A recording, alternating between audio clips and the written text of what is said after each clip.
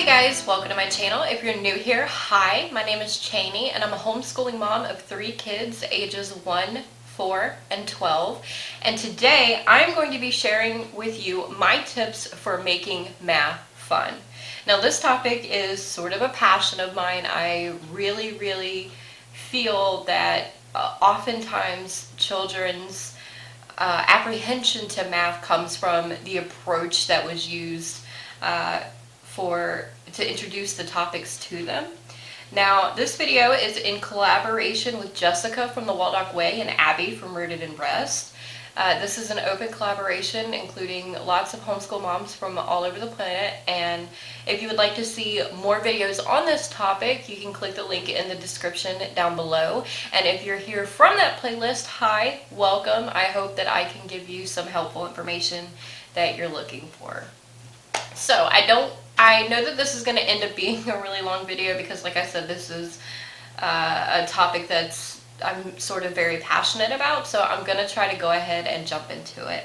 Now, the biggest piece of advice that I can give anyone when it comes to teaching math to a child is not necessarily a make it fun or not piece of advice, but just in general, if you want to make math much easier for anyone, have them learn number sense.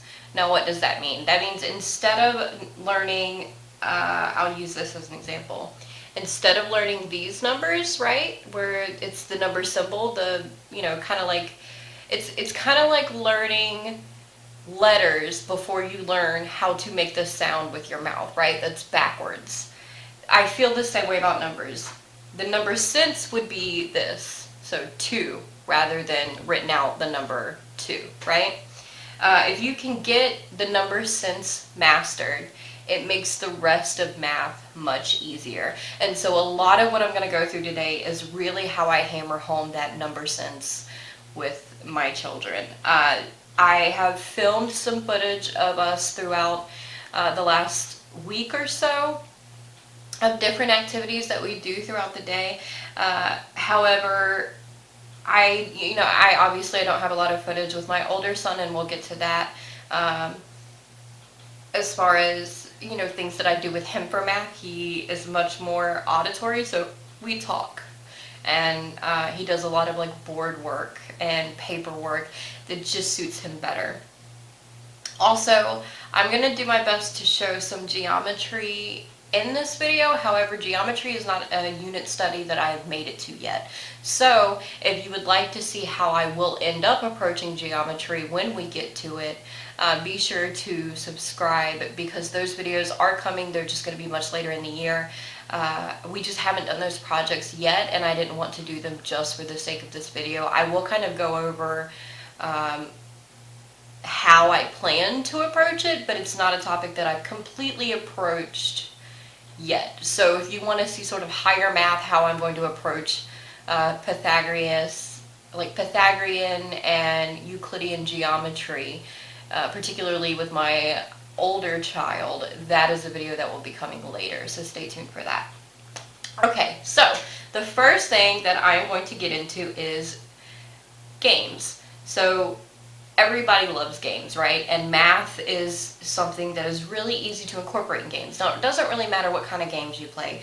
Having the child keep a score in a game is in and of itself a way to make math fun, right?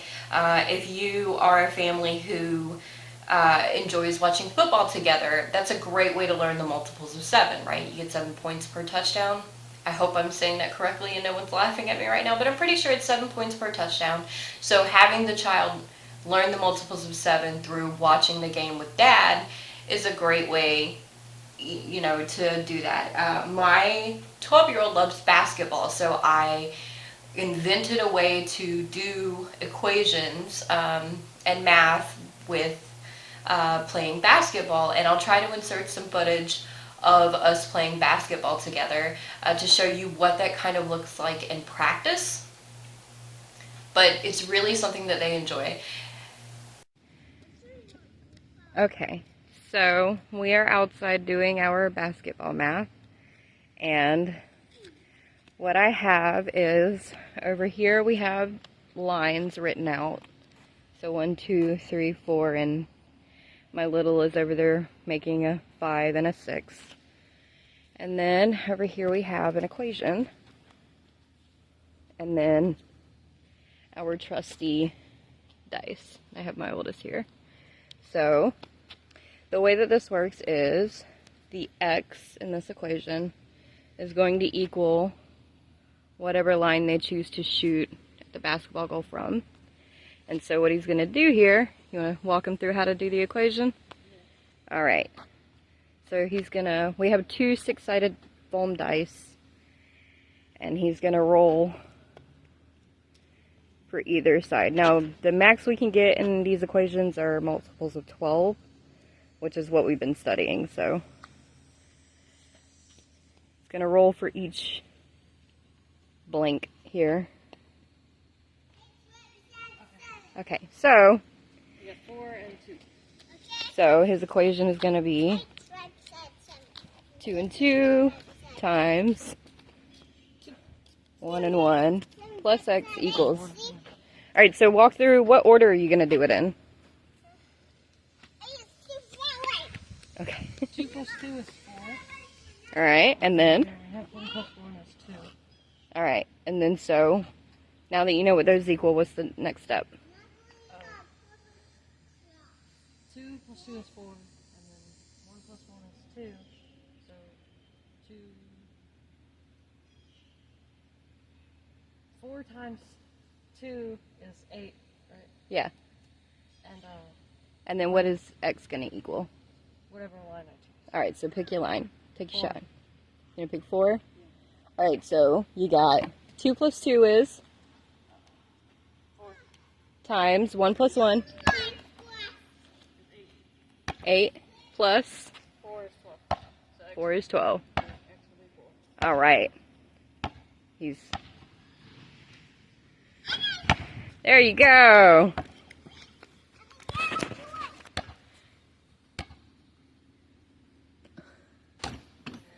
Alright, and then if you really want to level it up, you can make x equal whatever line they successfully shoot from. Or if you have a little like me, just whatever line they pick. Also, you don't have to do the multiplication. It can be anything. Like you see, we had a more simple one for my little earlier, and then I expanded it out. Alright, so this is my 4-year-old. He's going to do his turn. You ready? Alright. You going to roll your numbers?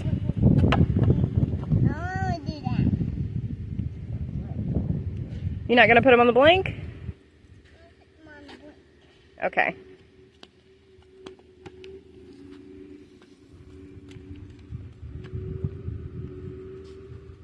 Alright, so what do you have here? What's that one? 6 plus 3, and what does that equal? 9. Alright, what is this one? 6. 6. So what is 9 times 6? 9 times 6 is 15. Is 15? No, it's not 15. What is it? I want to see the math questions over here. You gonna write it down over here? He likes to write them down. Okay. What's 9? 9 times 6?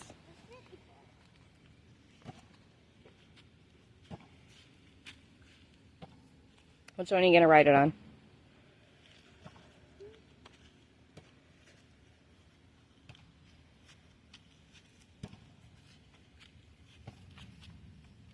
Write it far, far away.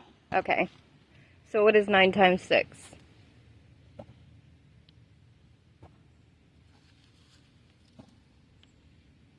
No.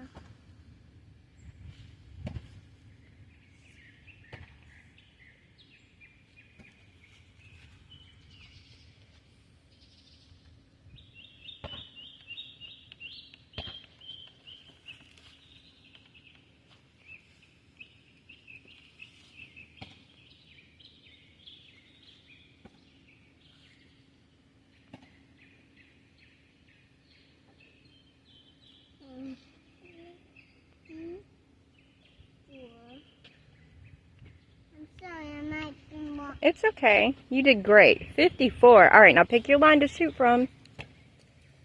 Get your basketball.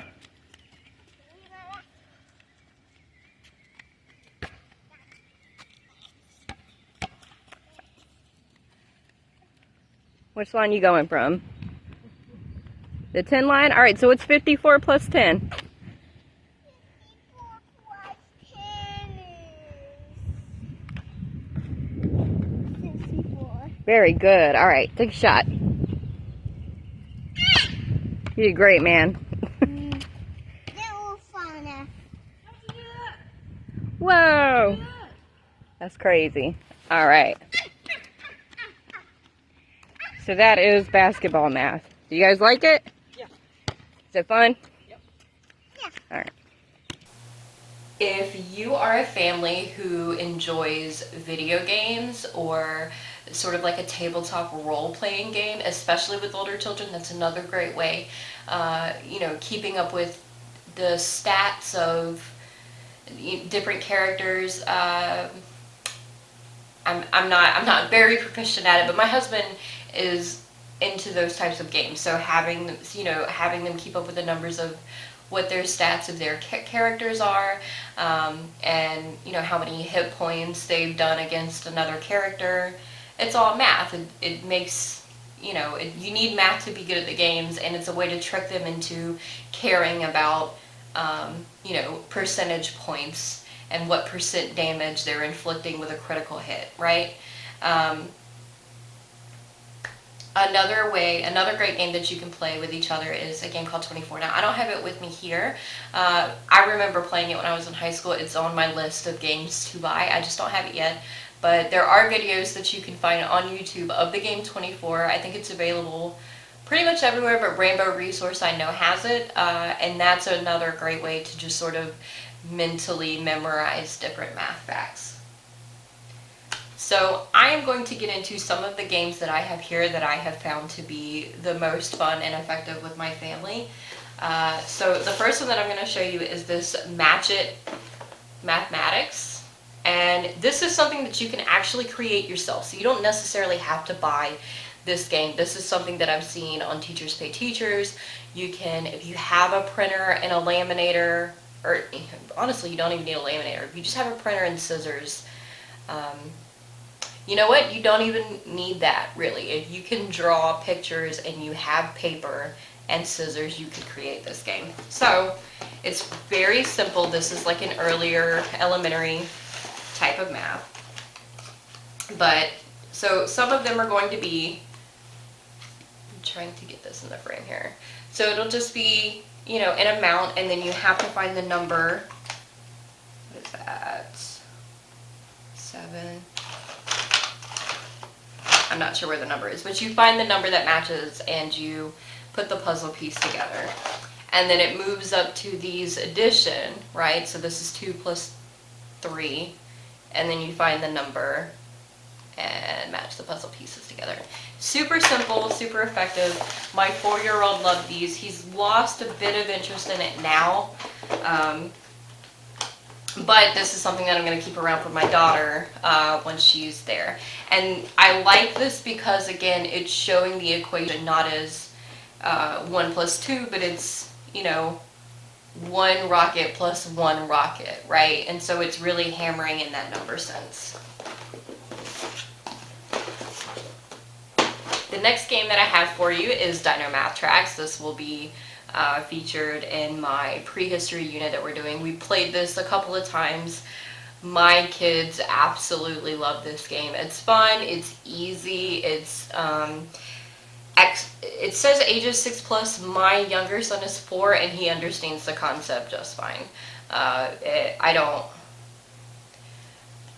I think it's approachable to a much younger age than what it's advertised as, but this is a great game to have. I bought this game off of Amazon, so I'm not sure of other places that you could buy it. I just know that I bought it off of Amazon. And essentially the way that it works is you roll the dice, and you put the dice in different, in their place value, and then you have 4 dinosaurs, each representing a different place value, and they get to move forward, based off whatever number you rolled. So if you rolled 264, your 1's place dino gets to move 4, and so on, right? And then if your dinos end up on the same place, then you have to battle it out. It's super fun. And like I said, I think it's very approachable for a younger age than 6, but my 12-year-old also enjoys playing it. The next one that I have is pattern blocks. Now this is more of a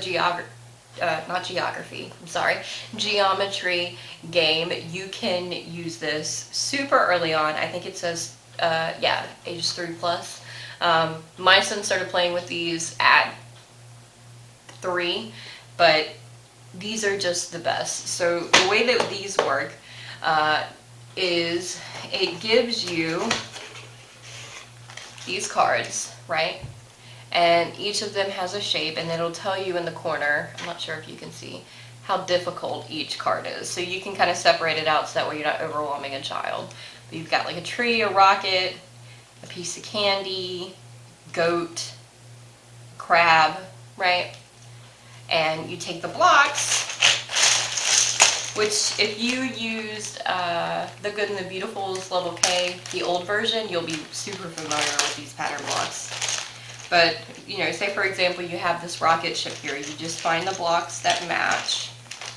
So for this one, move this out of the way. You give them this, and then they would take that, and then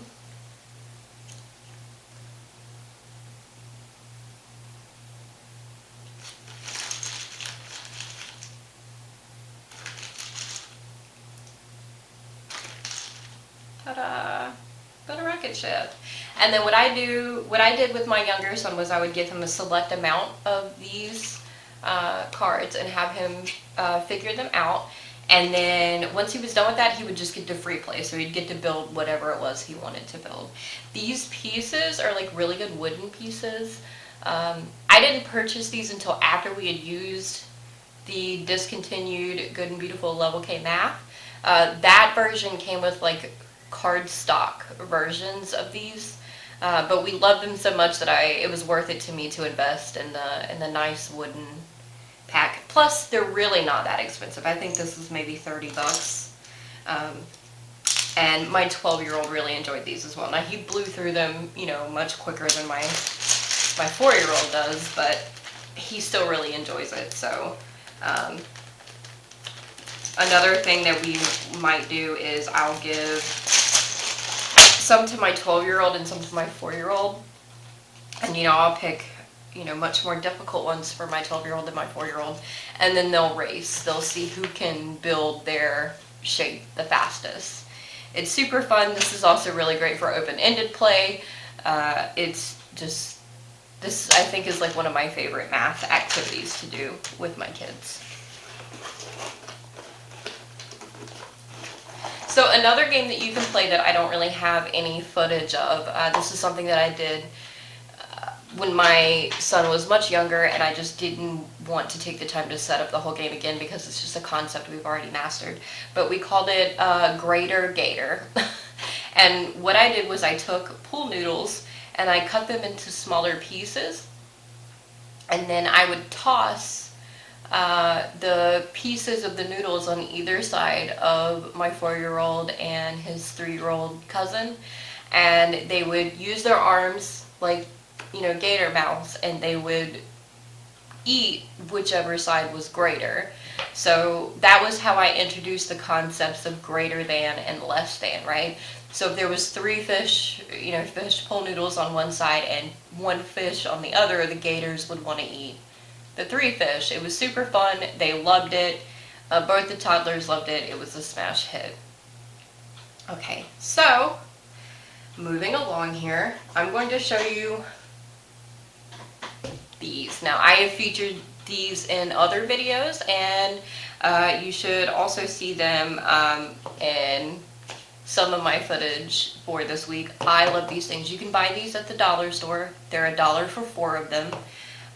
These are just, these are the most bang for your buck of anything that you're gonna buy. These work for building blocks. They can stack them. They can sort the color, right? But also, They help build number sense. So when my son was super young, and now that my daughter is sort of coming up, I would take these and I would just, we would go 1, 2, 3, 4, 5, 6, right? And then once he gets older, it's 2 plus 2 makes 4. 2 plus 2 plus 2 makes 6, right? Whenever they get a little bit older than that, it's 2, 4, 6, right? You're doing multiples of 2. And then once he is, now that he's elevated to multiplication, we're doing 2, 1, 2, 3, 4, 5. So 5 times 2 is 10, right? You can roll them and sort of do fast math. So you'll take them and 5 plus 4, 9. You can multiply them, so 5 times 1, 5, right? These are just the most versatile ever. I love these things. These are the most fun. When my son was a toddler, we played with these forever. I got sick of them. We played with them so much, but he has such a powerful number sense from using these, and it was $1. I bought, at this point, I every time I see them, I grab a pack because they are foam, so I have boys, they get destroyed. I purchase them every time I see them, but if you went and spent $3, you'd get 12 of these. And there's just endless possibilities for all the fun that you can have with these blocks. So these are the best bang for your buck. They are pretty much my favorite purchase. Piggybacking along with that, the other really favorite thing that my son has is dominoes. You can play dominoes with your child, which involves, matching the numbers together, right? You can do fast math again, so, have them add together the faces. So you could say, what's 6 plus 4, right? And what does that total? You could do greater than or less than with these. So you could, you could say, is 5 plus 3 greater than or less than 6 plus 4? Which one's greater, right? You can have all kinds of fun with these. So these, along with these, are pretty great. These are also available at the dollar store or Walmart, Target, anywhere you're shopping. They probably have a set of dominoes. They're super cheap. I lose them. So this is another thing that, like, when I see them, I go ahead and I grab some more. Okay. Moving along here. The other thing I wanted to show you is these dice. I have a 10-sided dice with the actual numbers on it, as well as, just an old school die. Now, when they get older, you can use the die, like the old school, like, game die piece. And then with the numbers, it just helps them be able to picture this when you see this. Does that make sense? So you could roll a number on here and have them find, a magic number, or make them match with 2 of these type of die, right? So this is 9, so they would have to do, okay, that's 5 plus 4, it equals 9, right?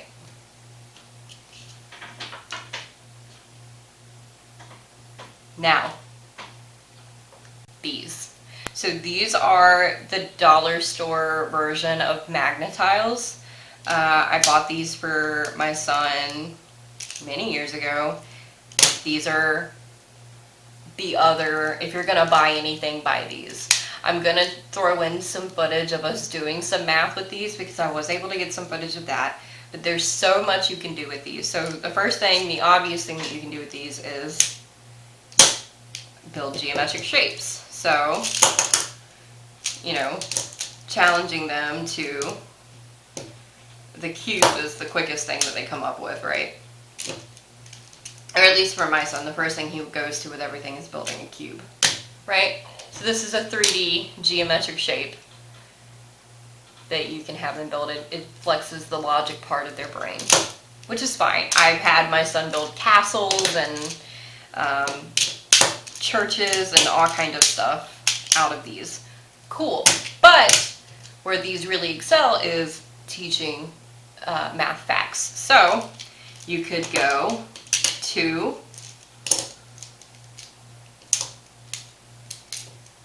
plus 2, right, is 4. 2 minus 2, 2, okay? But if you really want to visualize multiplication, you can say 2 times 2 is 4. 2 times 3 is 6. Right? So if you wanted to divide, okay, what is 6 divided by 2? 3. What is 6 divided by 3? 2. Right? 2 3s make 6. 3 2s make 6. So this is a great way to visualize multiples.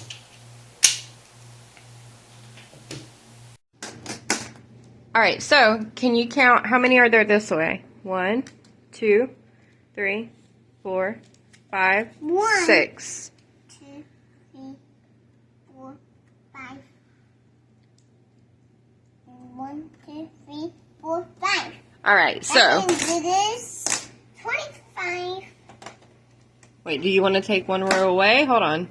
1, 2, 3, 4, 5, 6. This is 6.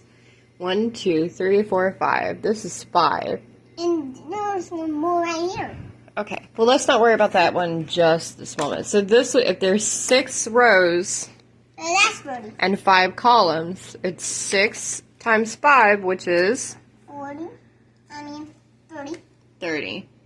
So, hold on. I'm going to take these 5 away. So 6, Alright. hold on, 6 times 5, right? 2, 3, 4, 5, 6. 6! Minus 1. 35. All right, so how many squares do we have? 35. All right.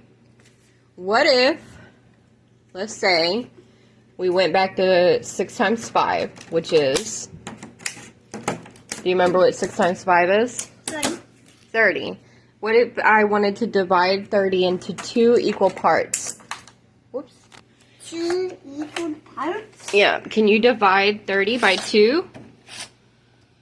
By 2. How many do you have in each section?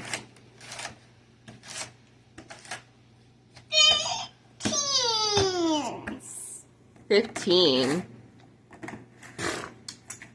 I'm going to take 1 out. Then take the 6 away. Then put 1 on top. Then the rest out. And you know, I can make 16. What's this? That's 16. Is it? Let's count. Yep. 1, 2, 3, 4. Then 1, 2, 3. 4. 4 times 4 is? 16. What if you divided it by 2? No. Yep. 16. What if you divided 16 by 2? Oh, I'm sorry. You can go ahead. Do it. I won't stop you. Sorry for interrupting. You left me. You do left me. You got more in here. More numbers in here. Here's your times. 1. No, that's a plus. Oh, well, where's your... That looks like a times to me. Right here. Oh, okay. This is times. Okay. And I found my times. It's going to be right here. Okay. It means We gotta find the other 4, huh? yeah, there was supposed to be a blue 4 in there. They got lost. That 4 was why. Why forever? Lots of 4s in here. Yeah, lots of 4s in here. I believe you. Yeah, see, we have, like, huge collection. just need one more thing. This is an X right here. It is. I found I don't know. a bee. Oh my gosh. Red. You said the 4 was blue? Yep. Well, here's a divided by. We don't need it. You don't need it?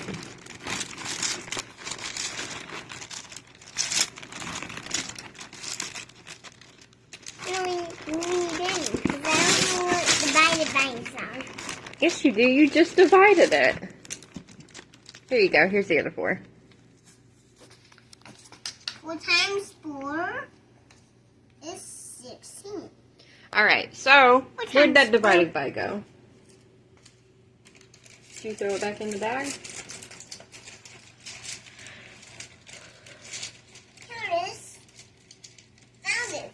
All right. So, you got 4 times 4 is 16, right? Yep. Now let's get, if you take 16. If you take Hold on. only 2 6s away, Hold on, buddy. then equal this 12 right here. And what's 12 plus 16? 12 plus 16. Yep. 4 4 plus 16 is 20, and plus 20 is 28! That is a 7 times! That was a 7 times?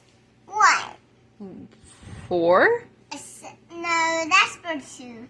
No, see? 1, 2, 3, 4, 5, 6, 7. 1, 2, 3, 4. Right. So this is 4, and then where's your number 7 right here? Yeah. 7. So 7 times 4 is 28! And plus this 2 is 30! so 28 plus 2 is 30. Yep, and you're not going to equal this tower, right? Tower, right? Oh, I just got where the number is. Yeah. I'm very scared about this. Alright. you're scared. No, I'm not. I'm just kidding. You're just kidding. Yeah, I'm just kidding. Move this out the way to the other side. Now. It's behind. Now, if I was going to be how high it can be, so it's Oh my gosh. very tall. Oh my gosh. This means you are 2 on top. Alright. This is the last bitty bit. All right. So how many? Is That it? is Uh-oh. 2 times. That's 2 times. Times what? Count them out. 1, 2, 3, 4, 5, 6, 7, 8, 9, 10, 11, 12, 13, 14, 15. So 2 times 15. 2 times 15. What does it equal? 30. Very good. Okay, so the next thing I'm going to show you along with geometry is geometric art. There's lots of things that you can do with art and geometry, or math in general. One of the biggest things that you can do, I don't have an example with me, but I think everyone did it at one point in school, is the symmetry art, where you take a piece of paper and you fold it in half, and then you put paint on one side of the folded half, and then you fold the paper back and then open it back up, and it will be a symmetrical image. That's a big thing that you can do in art. There's lots of really cool geometric art that you can do. We haven't done anything too complex because, like I said, we're going to get to geometry. We're not there yet. Really, we just kind of have the basics of shape recognition, 3D shape recognition, that type of thing. But there are some really fun art activities that you can do. These are some examples of a shape search that we did with our Good and the Beautiful math, and you can see the different, how they turned out differently depending on which child was doing them, but they still look pretty cool. And then Here we have two separate pieces of geometric art, courtesy of my 12-year-old. He named this one Monday, and this one is Friday. So you can see how he views the 2 days. But this is essentially just, he drew some lines and then he color coded the shapes based off of how many sides they had. And it's really fun. Art and geometry pair really well together. So those are those two things. But again, there's a lot of things that you can do in art. I am not the artsiest or craftiest of person, craftiest of people. I'm sorry, you guys. But there's lots of really fun things that you can do. And it, again, is a way to help them visualize what it is that they're working with. It's not an abstract concept if you're creating these beautiful images. Okay, so piggybacking off of crafts, I have me a craft bowl here. So another thing about visualizing, I have these buttons here. Buttons are a great way to visualize number sense, but it doesn't have to be buttons. I have some pipe cleaners here. We've got craft sticks, toothpicks, and then every kid's favorite, palms. Now, I'm going to show you a little bit of how you would use these practically, right? So, for the fuzzy sticks, one of the things that we do is my son actually bends them into the shape of the number, and then he will literally make an art paper with whatever equation he wants to do, and he has a lot of fun with that. You can also use these as tally marks. I'm not going to open this because I actually bought this for Halloween, but I'm going to show you a different thing to do with tally marks. You can use a couple of different things. So what? Okay, so what is your craft here? I did the whole thing. What is it? I see it, but what does it say? 3 plus 7, 1 plus 1. And what do they equal? Not 3 plus 7 first, okay? Okay, what does 3 plus 7 equal? 10. What does 1 plus 1 equal? 2. What does 10 plus 2 equal? 12. 12, very good. That equals 12, but I only just one of these stickers. I want to be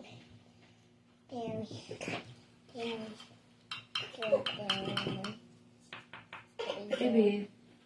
All right. Okay. Okay. But going off of that, right? So we're gonna use our foam brick, okay? And we're gonna roll, or actually, I'm not gonna do that. Instead, we're gonna use our number, right? Because we want to connect the sense to the symbol. So if I rolled a 9, because of course I did. If you're trying to learn tally marks, you can always just do 1, 2, 3, 4, 5, 6, 7, 8, 9. Boom, right? Or you can have them go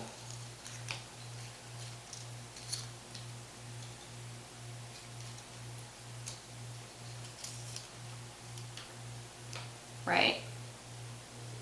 If you're trying to learn Roman numerals, which is a thing that my younger son takes particular interest in because he is a 4th, so he likes to experiment with the numbers, but you could have them write out, you know,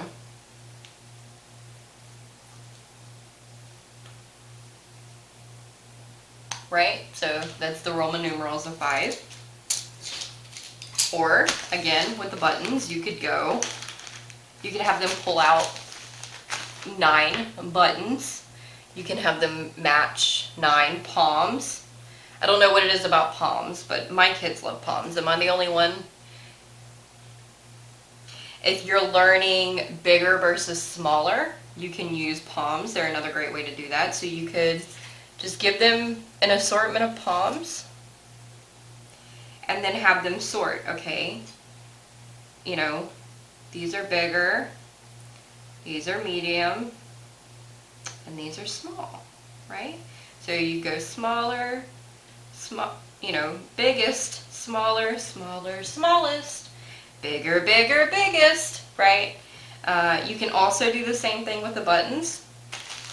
If you have a child that's still sorting through bigger versus smaller, these buttons have varying shapes and sizes and colors.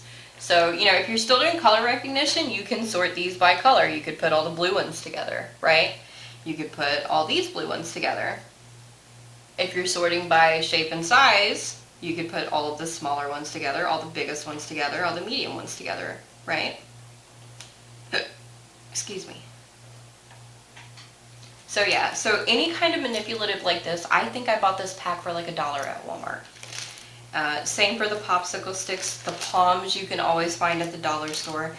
My goal was to show you, you don't need a whole bunch, right? And even having the buttons and that type of stuff, I didn't have a lot of this when I started homeschooling.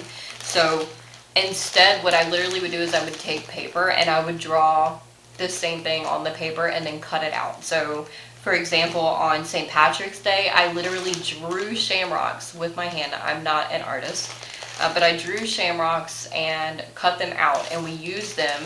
I drew some that were 4-leaf and some that were 3-leaf, and we used them to do multiples of 3 and multiples of 4. So really, you don't have to have these. You could also use these particular ones because they're flowers. They have 1, 2, 3, 4, 5, 6. They have 6 leaves. So these could work for multiples of 6 as well.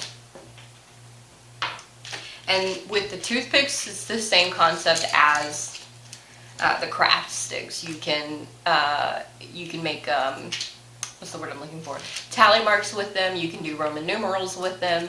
You can just do number sense. Also, if you're a naturey, outdoorsy person, rather than using any of these craft supplies, you could just go outside in the park, pick up sticks. There you go. You can make Roman numerals. You can work on number sense. You can do tally marks. All the possibilities. So if you're crafty, these. If you're in the kitchen a lot, these. If you're outdoorsy, grab the sticks. Or chalk. The other thing I'd like to mention, if you are crafty, is that I recently bought a jewelry making kit for my kids to make jewelry with. It's something that every kid loves to do. It also works really well for dictation and spelling, if that's something that you're working on, because they want their bracelets or their necklaces to say different things. Or you could make them a necklace with a word and then have them, try to figure out what the message on the necklace is. But the way that I utilize them in math is they have to measure the size of a wrist, and then measure the string to make sure that they have enough room to tie it around the wrist, and then they pick the colors that they want for their beads, and then they have to establish a pattern. So this is something for pattern recognition. They have to decide, if they're younger, it might be red, blue, red, blue, red, blue, right? And then they have to tell you, like, what comes next, what comes next. If you want to work on addition and subtraction or symmetry, right? If you have a name in the middle of a necklace, you want an equal amount of beads on either side of the name. And you want the pattern to be the same as the name, right? So you're doing, you'd have to count out an even number of beads, you'd have to divide it into 2, and then you'd have to make sure that the pattern was both symmetrical and stayed consistent in the pattern. So it's a lot of math concepts going into building a necklace. Okay, so what's the pattern of this necklace? Red, orange, yellow. Because these ones are red. Okay. So can you line the beads up in the pattern that they're going to go in? And put them like this. Let's put them like this. I can't. Yeah. Why not? So what's the pattern? You said what's the order? What's the pattern it's going in?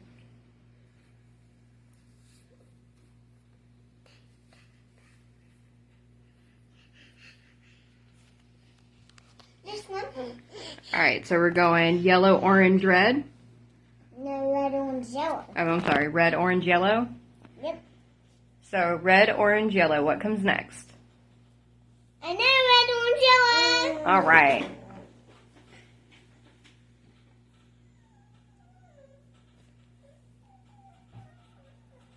You need to see the nickels.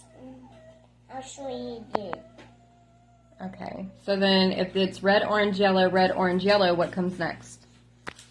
Again, red, orange, yellow. Let me see.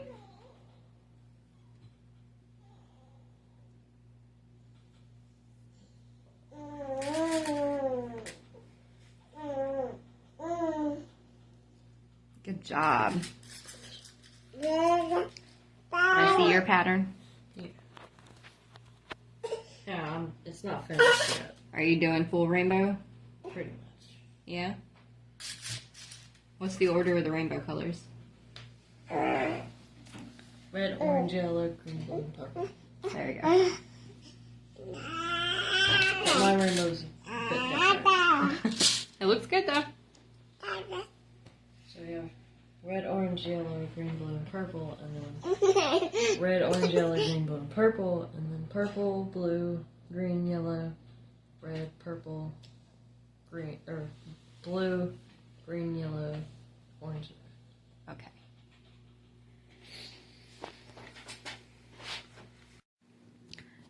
All right. So you got them all in your pattern, right? Yeah. Okay. So how many beads do we have? 44. 44. Okay. I take it out because you said don't put it there. So how do we split 44 into 2 equal amounts of beads so we can put them on either side of her name?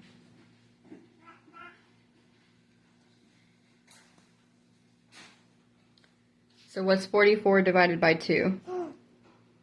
2. 44. 44 divided by 2? 2. 2? How do we get 44 into 2 equal parts?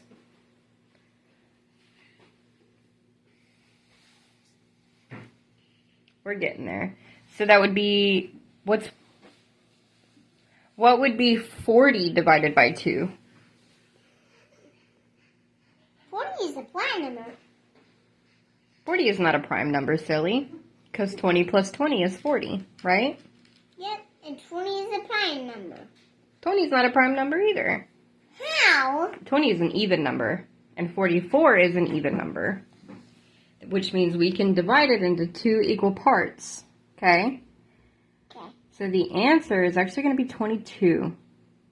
So can you count out 22 beads? 1, 2, 3, 4, 5, 6, 7, 8, 9, 10, 11, 12, 13, 14, 15, 16, 17, 18, 19, 20, 21, 22, 23. 22? All right. So you take that and you push it to one side. All right, and then there should be 22 on this side too. So count them out. Make sure we're even. 1, 2, 3, 4, 5, 6, 7, 8, 9, 10, 11, 12, 13, 14, 15, 16, 17, 18, 19, 20, 21, 22. Very good. So if we put 22 is 44. very good. So when we put 22 on this side and 22 on that side, our necklace will be even, right? Yeah. All right. High five. Also, off of patterns, I forgot to show you guys this. This is also something that we did with these pattern blocks. I can't believe I forgot. So another thing that you can do with these pattern blocks, if your child is younger and still recognizing patterns, is you can go hexagon, whoops, square, hexagon, square, hexagon. What comes next? And they have to find the square and go like that. The patterns can get more difficult, so you go hexagon, square, trapezoid, hexagon, square, trapezoid, hexagon, square. What comes next? Trapezoid. And you can get more complex as it goes. With your much older children, You can get pretty complex with it. You can go, you know, hexagon, square, square, trapezoid, diamond. Hexagon, square, square, trapezoid, diamond, right? And just like increase the complexity in it. But, right, if you have a child that's working on pattern recognition, these pattern blocks, again, are the bee's knees. I love these things. If you're just working on shape recognition, you could use these, right? If you're working on memorizing how many sides go to each shape, right? These are great as well. So the next thing that I utilize to keep math fun is music. Now what I have here is musical multiplication. This is published by The Good and the Beautiful. It is really great for my 4-year-old. My 12-year-old, not so much. He's not that into music, or at least not this particular type of music. My 4-year-old absolutely loves it. My 1-year-old even loves it. Now my 4-year-old doesn't hate participating in it. It's just not his style of music. However, you don't necessarily have to buy this. YouTube is a wonderful resource for music to go along with math, as well as, I believe it's on Netflix, but I know it's on YouTube. The show Number Blocks is phenomenal for math. My kids love it. All of my kids love Number Blocks, and it's another great way to visualize the number sense that they're working with, but there's also some cute songs. But if you can't afford to buy the musical multiplication, which the way that it works, it came with flashcards. I don't have them with me. But they go through in each set, like this for example is 12 times 3 is 36. It has a photo, a really pretty photo, a jingle that goes along with it, and they have to sing along with the jingle, and then eventually it will start to omit the solution. And then after you get done, you go through the flashcards of, you know, what is 3 times 6, etc. So, utilizing music. If you can't do that, there is Kids TV 123 has a lot of great like counting songs. Little Baby Bum has some great like shape and counting songs, all kinds of things. So music is another great way to make math fun. Okay, so last but not least, I'm going to show you some storybooks. I love utilizing storybooks, history. I love weaving all of the subjects into each other because I think every subject goes together. So I'm going to show you some of the books that we utilize in our math, and then I'm going to wrap this video up. So first off, I have Never Touch the Dinosaurs. So this is a touchy-feely book. This is for the youngest of children. And this is one of those, you know, 5 little dinosaurs are learning how to roar. One goes eek, needs his mom, and that leaves 4, right? So this is just learning to count from 5 to 1, right? There are so many younger children books like these that utilize the numbers. They're great. They work on more, like right now we're doing a prehistory unit, so this has dinosaurs, it has numbers, it's reading, checks off all the boxes. It's also sensory because it has these touchy-feely sections in the book. So it's a really great one. So if you can find anything like this for the younger audience, there's a lot of these books. So as I go forward, we're going to get into the books that are more for sort of the higher math, which is, for me, was harder to kind of track down good books for the higher math. So next I'm going to show you, this is everything you need to know to ace math in one big fat notebook. This is the middle school study guide. They also have these for geometry and algebra, I believe. I'm not sure if the algebra one's come out yet, but I know that they have one for algebra. There's also a corresponding workbook that I don't have on hand, but my 12-year-old absolutely loves this book. It's written in a very Diary of a Wimpy Kid kind of vibe. It's written like it's notes. You see he's folded the page here. It's written like a child has taken notes, and then at the end it has these check your knowledge sections. Another thing on this vein is sort of the Life of Fred math series. I have a video on that on my channel if you want to go look at the Life of Fred. I've only used it for the higher levels, but my 4-year-old enjoys the silly stories from Life of Fred as well.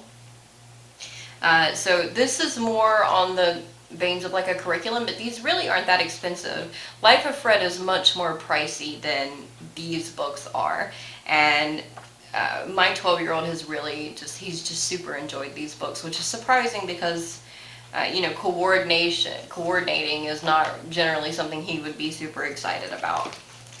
So this is a great resource if you have a middle school child, as well as they have a high school series if you have a child in high school. You could use this to supplement or as a standalone curriculum to follow along with. Up next, I have Euclid, the Man Who Invented Geometry. This is a very silly chapter book about Euclid.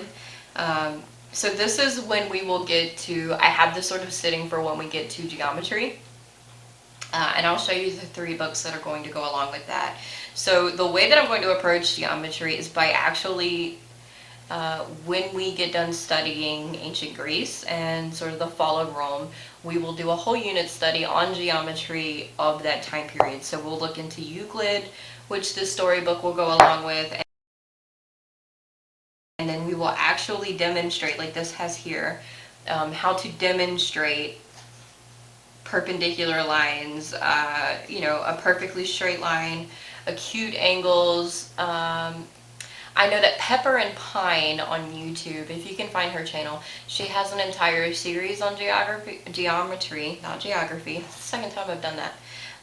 And I will sort of be following along her style of studying Pythagoras and actually going through and proving sort of scientific method style, the Pythagorean theorem. I have another one that I'll get to. Yeah, see, it shows here all the different isosceles triangles. We're going to actually do these designs on paper. And that is my approach. I don't know if you can see here. There's all these examples of just step by step, how did they prove this? And I think that that will be, 1, much more fun, and 2, really instill in their memory that concept rather than just having memorized a theorem and then moved on after the test. This is another picture book. This is a Pythagoras and the ratios. There's another Pythagoras book that I didn't get. It's just on my list of books that I will get to. But again, this is a book about Pythagoras. Now we will, when we do get to the study, this is going to show the different ratio pipes, but when we do get to the study, my older son and I will actually dig into Pythagoras and a secret society. I was thinking that it would be sort of cool to have, like, wear black robes and sort of and build the, you know, the different polyhedrons that they built then, and like the different symbols. I know that one represented water, one represented fire, one represented air, and I just thought it would be super fun to kind of role play that as we learned about it, right? So there's those. And then also from that time period, I have The Librarian Who Measured the Earth. This is a picture book about Eustophanes, and he, as the title suggests, Aristophanes, I'm sorry. He, as the title suggests, measured the circumference of the earth, and then it actually tells you in the book how he did it. So we will actually do that ourselves. We will measure the circumference of the earth using a little bit more sophisticated methods than he did. But I thought that this was, you know, a really fun way to kind of see how, you know, logically how was it proven, right? And he was incredibly accurate for his time. Alright, so those are my 3 geometry books that I have. And these will go along with my geometry unit. And again, stay tuned. I will be making a video about our geometry unit study because I think that's going to be super fun. So this next book is The Story of Clocks and Calendars. My younger son is learning to tell time. He's pretty much mastered it at this point, which is kind of a bummer because we haven't made it to reading through this book yet. But I think learning the history behind clocks and why we use them the way that we do, why calendars are the way that they are, how they've been different for different cultures, I think is a way to solidify for us, why, right? For me, it's being told what without the why doesn't stick, and I think for kids it doesn't stick either. So for math particularly, being told why makes it more interesting. This one is Mummy Math, an Adventure in Geometry, and this will go along with our Ancient Egypt study once we get out of prehistory. And this is just a cute little tale about kids who get lost in a tomb and they have to do some geometry to get out. It's a very cute story. Also, I don't have here because I've already put it away, but if you go look at my math video, there is a book called A Remainder of One about bugs who are marching in two lines. It's an introduction into remainders and division, and it is the cutest story I've ever read. My son loved it. I am almost sad that I put it away. I wish I would have kept it out. We weren't doing that topic, and so I was like, I'm going to put it away to get out of the way, and I have found myself wanting to read it again. So, piggybacking off the history of clocks, I have the history of counting in general. This is another giving you the why. I just realized I also have another one that I put away is I have a book on Roman numerals, and it just, on every page it gives you the Roman numeral, and then you have to count the amount of pigs on the page or what have you to figure out what the number means. But this is a history of counting systems, which I have found super fascinating throughout time. And again, this is a why and different ineffective ways people have learned to count. It's very beautifully illustrated. Yeah, so there's that. And then the last thing that I'm going to do, going to show you before I wrap this video up, is the Warlord series. Now, there's another math series that I don't have that, again, is on my list of things to buy, which is the Circumference series. That one is super cute. I think there's also, I think it's Maximo and the Number Knights. It's like very Middle Ages themed, so if you're doing like knights and kings and queens, that would be a better one to go through. That one's also based in geometry, so you have that. I just don't have it yet. Right now we're in prehistory and ancient history, so I will purchase that once I get to the Middle Ages. I'm just not there yet. But these are super cute books. They're illustrated really funny. My kids really like them. But they're based in ancient China, and it's a whole series of them. Each one centers on a different math fact, and then they have an experiment that you can do along with the book. So I mentioned this one before, but this was a super fun one on the origin of tangrams. And in the bag there is this tangram piece here, right? And I just made a copy of it, and I cut out cardboard in the tangram pieces, and I handed them to the children to try to figure out as I read the story. And again, they're really beautifully illustrated, but the illustrations are also really funny with some of the facial expressions that they have. Both my kids really enjoyed it. Yeah, so this is a great one. Again, they tell you how to build, you can make your own compass, kites, all kinds of things.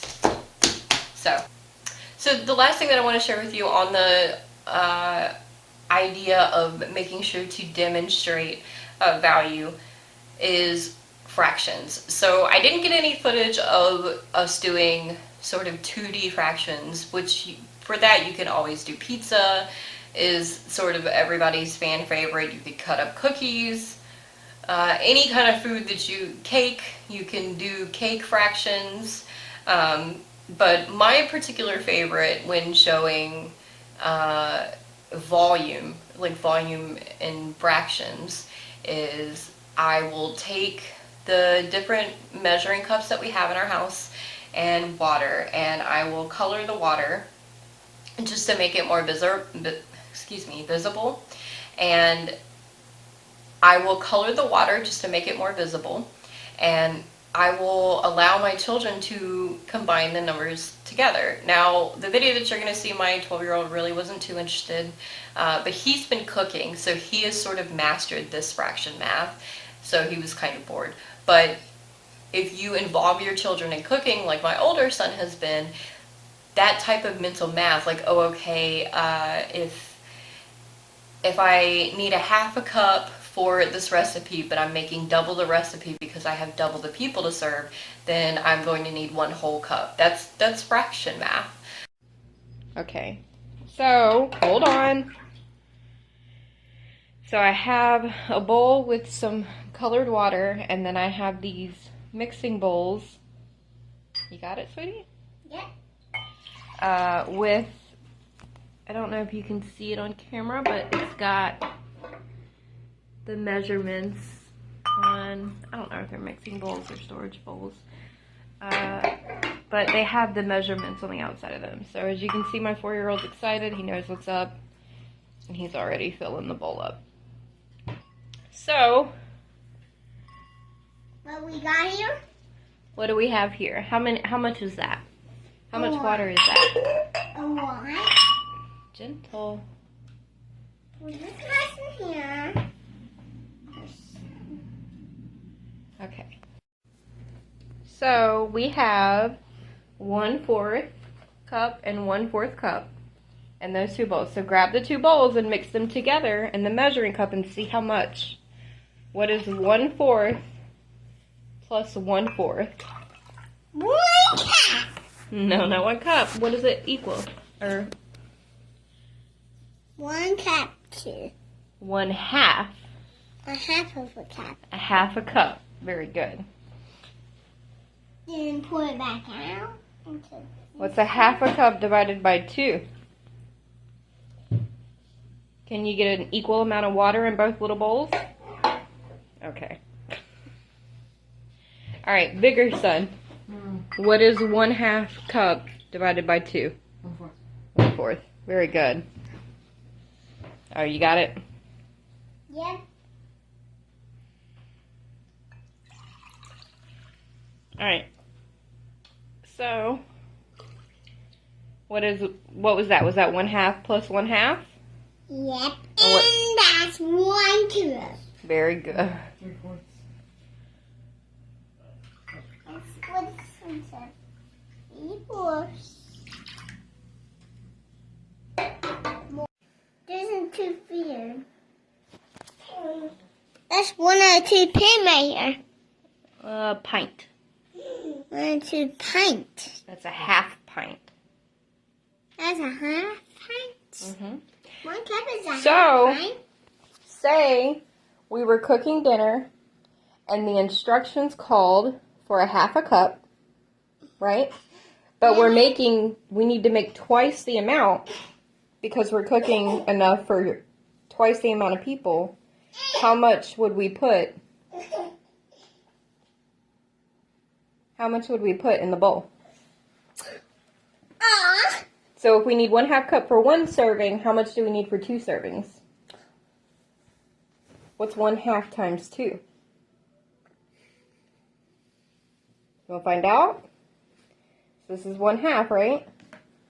1/2. All right, and then we're going to fill it up again. 2. Is that 1/2? No. That's a little less than 1/2. All right, so we got 1/2 again. So, how much would we use? How much does that equal? Can you see? 1. 1 cup. So 1/2 times 2 is 1 cup. very good. Another thing that you can do is involve your children in budgeting and money spending. The best thing for teaching money, in my opinion, is just money. But involving your child in, if you're going grocery shopping, you can say, okay, we have this much money and these are the things that we need to buy. How much money can we spend on each topic? If you have a child that's learning percentages, you could have them go through with you and calculate the percentages of the savings that you would have on a particular sale in a store, or calculate the percentage of your budget that you're spending on toiletries versus snacks, right? The possibilities are really truly endless. The last thing I'll say about percentages that every kid, I feel like, in this day and age will resonate if they even have the slightest access to technology is battery.